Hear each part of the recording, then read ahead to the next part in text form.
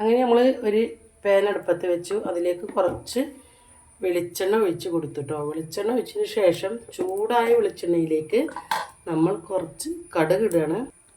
കടുകിട്ട് കൊടുത്തു. ഇനി ഇതൊന്ന് പൊട്ടി വരണം. അപ്പോൾ നമ്മുടെ കടുകൊക്കെ നല്ലോണം പൊട്ടിയിട്ടുണ്ട്. അതിന് ശേഷം നമ്മൾ 2-3 വറ്റൽമുളക് ഇട്ട് കൊടുക്കുന്നു.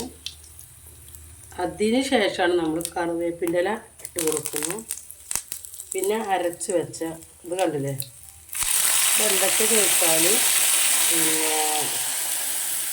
ഇതിലേക്ക് നമ്മൾ ക്യാരറ്റിൻ്റെ ഒരു പൊട്ട്, ഇഞ്ചി, ചെറിയ ഉള്ളി, നാളികേരം എല്ലാം കൂട്ടി അരച്ചതാണ്. നല്ല അടിപൊളി ചട്ടിനിയാണ് കേട്ടോ ഈ ഒരു ചട്ടിനി. ആവശ്യത്തിനുള്ള ഉപ്പും കൂടെ നമുക്ക് ആഡ് ചെയ്ത് കൊടുക്കാം. ഒന്നിങ്ങോട്ട് തിളച്ച് വരുമ്പോൾ ഓഫാക്കരുത്. നല്ലോണം തിളച്ചാൽ ടേസ്റ്റ് ഉണ്ടാവില്ല.